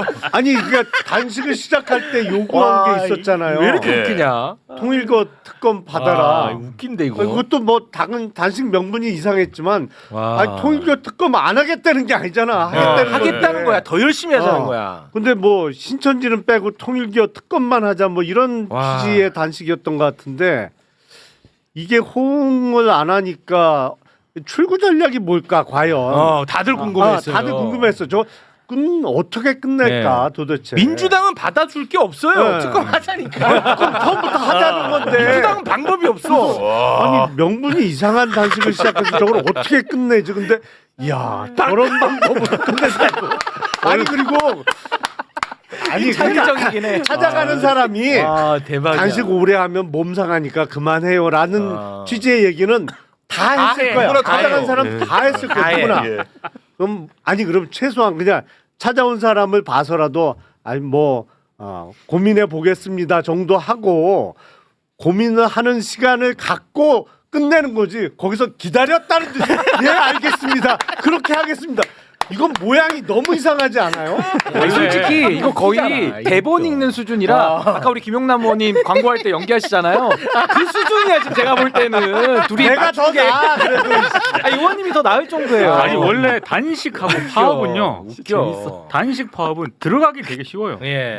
끝내기가 어렵죠. 오늘 그 문법이 깨졌어요. 아니 근데 박근혜가 뭐 됩니까? 국정농단범이고 사면 받아가지고 맞아요. 그냥 아무것도 아니에요 사실은 정치적으로도. 근데 그렇습니다. 지금 장동혁 입장에서는 TK 민심을 얻는 나름의 그 당원들에게 호소하는 쇼를 하면서 단식도 빠져나오는 건데 정말 해괴한 방식의 단식이었다. 그렇습니다. 다들 이제 해괴하고 이상하고 무슨 뭐 SF 같고 그렇단 말이에요. 그런데 이제 박근혜는 밖에를 안 나온단 말이야. 그렇죠. 신발이 없다는 얘기도 있어. 그런 박근혜가 이 엄동설안에 나왔어. 왜 나왔을까? 의심을 이제부터 하는 거예요. 이만희, 신천지 이만희. 네, 이만희. 이만희가 박근혜 시계를 한번 차고 나온 적이 있었습니다. 박근혜 시계 한번 볼까요? 저거 박근혜 시계를 차고 나왔었어.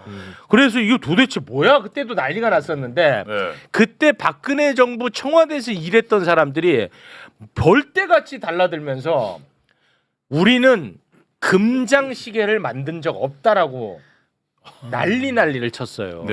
그래서 저 같은 의심병 환자들은 더 의심을 한 거야. 뭐냐? 와 그러면 이거 특별하게 이만희를 위해서 금장을 만들었나? 이제 우리는 그렇게 의심을 했었죠. 신천지랑 쓱쓱 이제 가까워집니다. 그리고 박근혜가 이만희에게 우편물을 전달한 적이 있습니다.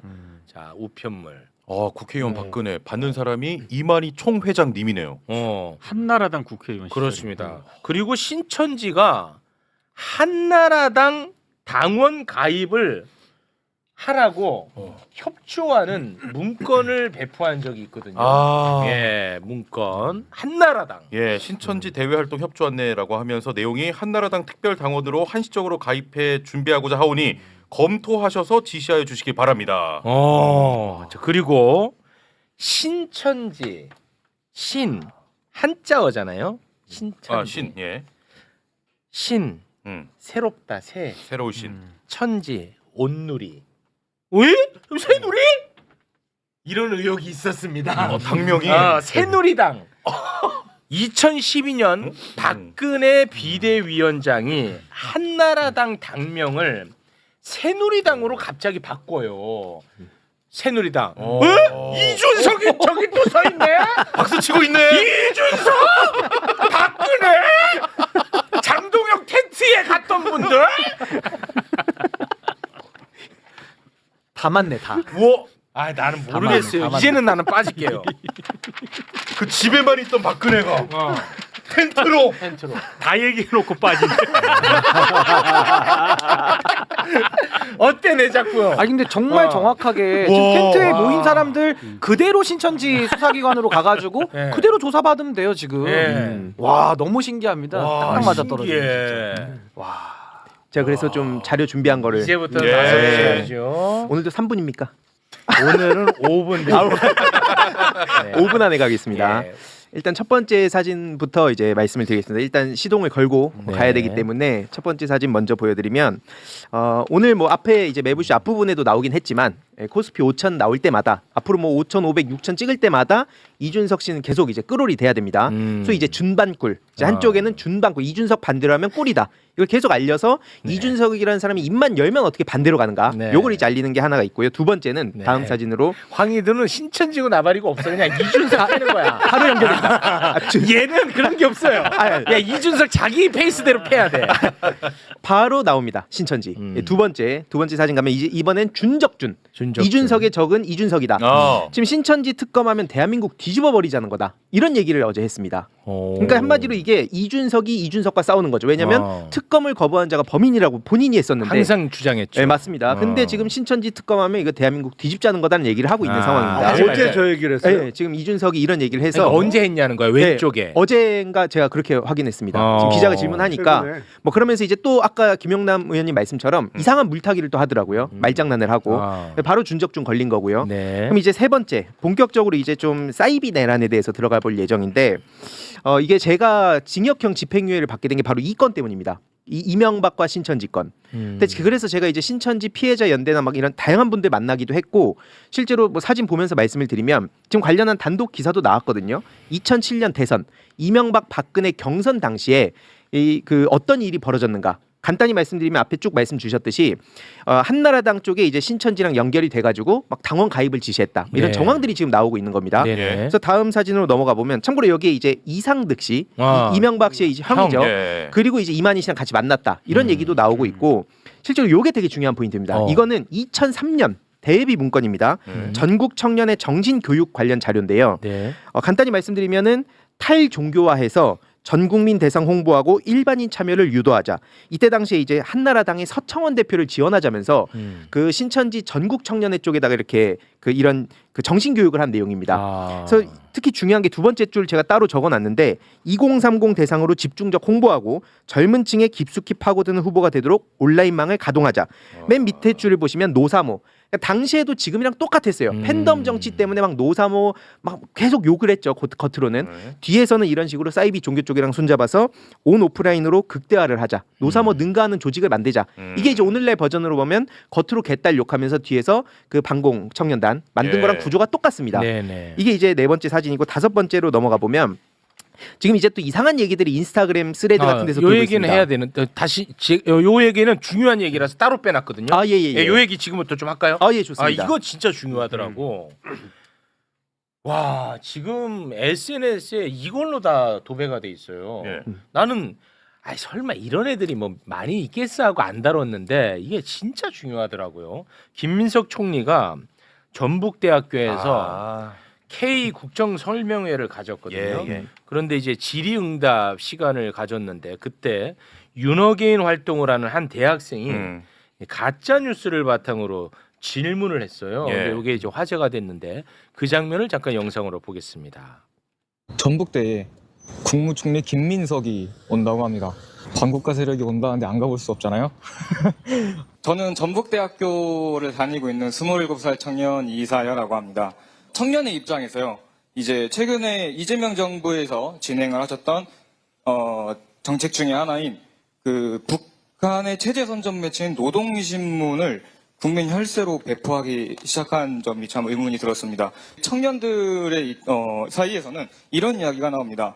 민주당과 이재명 정권이 대한민국 헌법과 국민들보다 북한의 김정은의 눈치를 더 보는 것이 아니냐. 이게 진짜 이적 행위가 아니냐. 이런 이야기들 청년들끼리는 우스갯소리로 하기도 합니다. 저는 대부분 동의하기가 어렵습니다. 예를 들어 온라인이라든가 이런 거 등등으로 개방해도 그만이라는 것이지 그거를 국비로 하자라는 식의 논의는 한 적이 없기 때문에 그렇게 하면 문제가 아니냐라고 말씀하신 것은 그 자체가 잘못된 가설이기 때문에 오히려 그런 틀린 얘기를 안 했으면 좋겠다라고 가서 설득을 해주시는 역할을 해주시면 감사하겠다 이렇게 말씀을 드립니다. 저 완전한 가짜 뉴스거든요. 완벽히 진짜 완벽히 가짜인데 저렇게 생각하는 애가 쟤만 있으면 다룰 필요도 없습니다. 그런데 SNS에 맞아요, 이게 엄청 뜨겁더라고요. 이게. 근데 간단하게 팩트를 체크를 해주실까요? 간단히 이게 막 사실 어렵게 설명드릴 필요가 없는 게 기존의 특수 자료로 취급되고 있던 거 이제 일반, 그러니까 국민들도 볼 수 있게 그렇게 열람할 수 있게 하는 거다. 뭐 그런 내용이고. 그러니까 지금도 북한의 노동신문 같은 경우에는 뭐 통일부라든지 국회 도서관이라든지 이런 데에서 구매해서 비치를 해놨어요. 원래도 그러니까 윤석열 정부 때도 다 그렇게 했다고. 그런데 그거를 보려면 내가 목적도 밝혀야 되고 신분도 확인하고 절차를 밟아가지고 어렵게 볼 수가 있었어. 아무나 볼 수 있는 게 아니고. 근데 이제 그런 것들을 일반인도 열람을 할 수 있게끔 만들었다는 거야. 여기에 돈 들어갈 게 뭐가 있어? 돈은 10원도 더 들어가는 게 없어요. 완벽한 가짜 뉴스입니다. 그리고 이거를 못해서 굉장히 아쉬워했던 사람이 한 명 있습니다. 7번 사진 보여드리자면 윤석열 정부 때 통일부 장관 권영세 씨도 이제 당시에 적절한 실행 시점을 못 찾아서 아쉽다. 한마디로 국민들이 이런 걸 본다고 해서 북한에 현혹되지 않는다. 자신감을 가지자. 이게 지금 여야 할 것 없이 공통된 목소리인데 앞서 보여주셨듯이 무슨 27세 청년이 지금 이거에 대해서 목소리를 냈다는 식으로 지금 얘기가 나오고 있는 거죠. 근데 이게 문제가 뭐냐면 그럼 이 청년이 과연 그냥 일반 27세 뭐 대학생이냐? 그럼 이제 그게 아닌 거죠. 그게 이제 문제가 되는 건데 8번 사진부터 이제 하나씩 보여드리면서 말씀을 드리면 일단 자유대학 소속입니다. 자유대학인데 앞서서 이렇게 보시다시피 그냥 마치 청년 대학생인 것처럼 혹은 이제 뭐 젊은 사람인 것처럼 그렇게 언론에 나오고 있다. 일단 이걸 먼저 볼 필요가 있고 다음 사진 9번으로 넘어가 보면 어떤 활동들을 그동안 해왔냐? 전북대학교에서 뭐 탄핵 반대 시국 선언을 좀 주도하기도 했고요. 뭐 부정선거 얘기 계속하고 있고 윤석열 탄핵 반대하고 그러니까 윤어게인 자유대학이면 그 자체잖아요. 그런 상황인데 문제가 뭐냐? 10번 사진으로 넘어가 보면 이런 식으로 지금 김민석 총리랑도 인증샷을 찍습니다. 그리고 그 사진 찍은 걸로 엄청나게 또 조롱을 하고 있어요. 마치 뭐 좌빨 본진 한가운데 가가지고 김민석 총리에게 뼈 때리는 질문을 했다. 그러면서 막 저 오른쪽에 보시다시피 심지어는 웃긴 게 유명한 이사야님을 알아봐서 김민석 총리가 괴로워가지고 썩소리를 짓고 있다 이런 식으로. 근데 이런 얘기를 심지어 믿고 있다는 거예요. 왜냐면 여기 막 좋아요를 계속하고 그러다 보니까. 근데 이게 그래서 다음 11번으로 넘어가 보면 제가 늘 강조드리지만 이 팩트 체크에는 한계가 있다. 왜 한계가 있냐? 세계관을 파는 싸움인 겁니다. 한마디로 이 지금 사진 딱 보시면 우리가 갖고 있는 생각이랑 다 떠나서 요 사진만 한번 보세요. 이런 쇼츠가 인스타, 스레드, 유튜브, 틱톡에 젊은 층한테 계속 퍼지고 있는 겁니다. 난리지. 지금 뭐 난리라니까. 김민석 총리의 뼈를 때렸다. 뭐 북한 이거 관련해서 MBC나 막 옹호하다가 망신 당했다 이런 식으로. 이런 이 세계관 안에 있으면 아무리 팩트를 설명한다 그래도 야, 어차피 그거 말고도 정황 증거 많잖아. 이런 식으로 받아들이는 거죠. 미치겠어 이것 때문에 진짜. 그래서 사실 이게 인스타 독립군 이제 정민철님 같은 분들이 활동하는 것도 필요하고 그런 분들 막 10명, 20명 만드는 것도 필요하고 저는 이걸 결국 컨트롤 타워가 필요하다 봅니다. 그때그때 건 바이 건으로 대응하는 건 한계가 명확하다 보는데 12번 사진으로 넘어가서 말씀드리면 이게 어느 정도 수준이냐? 이게 한 줌이라고 넘어가서 안 되는 게 보시다시피 막 좋아요가 막 몇천 개씩 달려 있잖아요. 근데 그 내용이 뭐냐면 야 이거 김민석 총리가 곤란한 질문 나오니까 급하게 끊는 거 봐봐. 예를 들어서 이제 매불쇼도 악의적으로 편집하려면 시간상 이제 뭔가 끊으면 야 최욱 당황해서 그런다. 맞아. 끊어버린다. 네. 뭐 이런 식으로 공격하는 거. 맨날 그거 당합니다 저는. 이게 그러니까 네. A부터 Z까지 있으면 지난번에도 말씀드렸지만 맥락을 제거하고 일부분을 짜깁기 하면 전혀 다른 세계관이 펼쳐지는 거죠. 이제 그런 게 지금 인스타 같은 데서 계속 확산이 되고 있는 상황이다. 이 봐봐, 이 지금 이 정상인 두 분은 이런 얘기를 왜 이렇게 길게 이러잖아. 근데 그렇잖아 지금. 근데 이거 저도 그래서 안 다뤘거든요. 그런데 이게 주제야. 걔네들한테는 이게 메이저 주제예요. 근데 그런 사람이 많을까요? 엄청 많아요. 진짜? 예, 진짜라니까. 그래서 이대남 문제가 계속해서 심각한 사회 문제로 가는 거예요. 이 지금도 내가 이거 두 분의 이 표정이 굉장히 중요했다고 보거든요. 제가 웃기려고 한 게 아니고 정상인은 다 이렇게 반응한다. 맞습니다. 그래서 나도 안 다루려고 했는데 이게 그들한테는 가장 중요한 아이템이라니까요.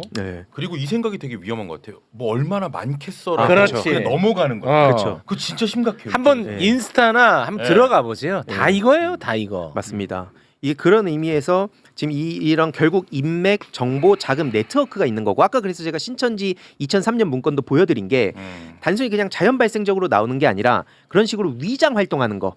그래서 막 그 온 오프라인에서 어떤 짓들을 저지르는지를 계속 파악을 하고 그거에 대한 대응을 할 필요가 있다 말씀드리는 거고 그다음에 14번으로 가보면 그럼 이제 우리가 뭘 해야 되냐 저도 이제 그 지난 몇 년 동안 공론화 많이 했는데 드디어 이제 대응과 관련한 소식을 좀 전해드리게 됐습니다. 네. 좀 최근에 이제 정민철 님도 MC 무연이 이제 윤어게인 세력들 사이에서 어떻게 소비되고 있는가 요걸 이제 좀 말씀을 주신 바가 있는데 노무현재단 공식적으로 AI 모니터링과 시민 제보 페이지를 운영을 시작했습니다. 최근에. 그래서 앞으로 이제 기술 개발을 통해서 지금은 이제 텍스트 위주로 커뮤니티라든지 이런 곳에서 올라오는 글들을 제보를 받고 AI도 자동으로 이제 추적을 해가지고 뭐 법적 대응할 건 하고 이런 걸 이제 분류하고 특히 그들의 패턴 같은 게 있거든요. 그런 걸 이제 공론화하는 작업들을 이제 시작을 한 건데 15번 사진으로 넘어가 보면 제보하는 게 되게 쉽습니다. 그냥 이제 커뮤니티 같은데 보시다가 이거 누가 봐도 사자명예훼손하는 건데 이거 혐오성 발언인데 하면 그 요 제보 링크에다가 딱 넣으시면 돼요. 넣고 그냥 어떤 게 해당되는지 체크를 하시면 바로 이렇게 제보가 됩니다. 그래서 이게 AI가 아무리 자동으로 감지한다 해도 한계가 있죠. 그 부족한 부분은 시민들의 제보로 보완을 하는 그런 개념으로 보시면 좋을 것 같고요. 아직 미비한 점이 좀 많긴 합니다. 그럼에도 불구하고 지금 속도를 내서 공개한 거는 워낙 오랜 기간 이게 방치가 돼 있다 보니까 아까 제가 세계관 말씀드렸잖아요. 노무현 대통령 개인에 대한 공격이 아닙니다. 결국에 이게 세계관을 연결지어가지고 이재명 대통령한테 이어지고 있는 거죠.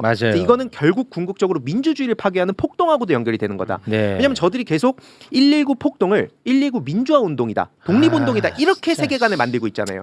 그게 이제 누군가한테 먹히고 있다는 겁니다. 김영남 의원님 주무시는 거 아니에요? 주무시잖아. 아니 이 반응이 나는 진짜 중요하다니까. 맞습니다. 이 반응이 굉장히 중요한 반응이야.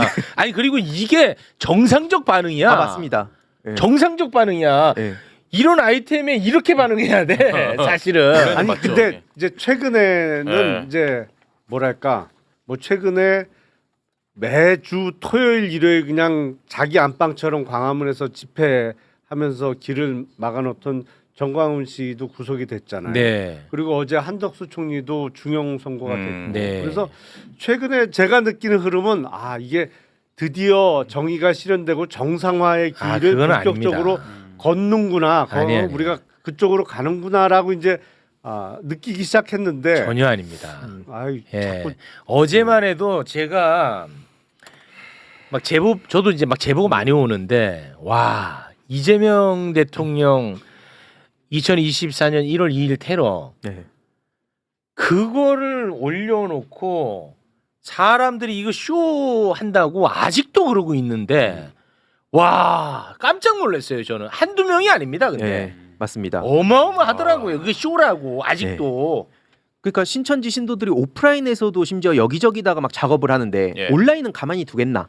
그런 정황들도 무수히 많은데 오늘 시간이 없어서 다 전해드리진 못하고 16번. 그러니까 결국에는 우리가 지금 해야 될 게 뭐냐?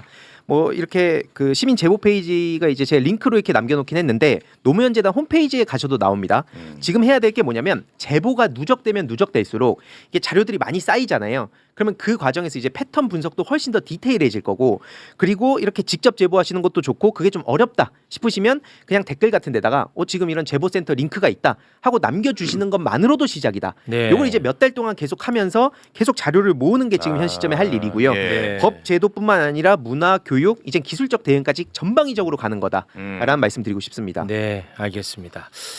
자, 오늘 굉장히 많은 뉴스를 그래도 잘 소화를 했습니다. 예. 이 정도면 잘한 편 아닌가요? 그럼요. 네, 네. 고맙습니다. 네. 뉴스가 정말 쏟아지네요. 쏟아져. 와, 오늘 진짜 다 굵직한 뉴스들이라서 네, 그렇죠.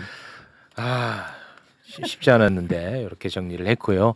저희는 또 2부에서는 코스피 5천에 대한 이야기, 여기서 멈춰서는 안 된다. 그렇습니다.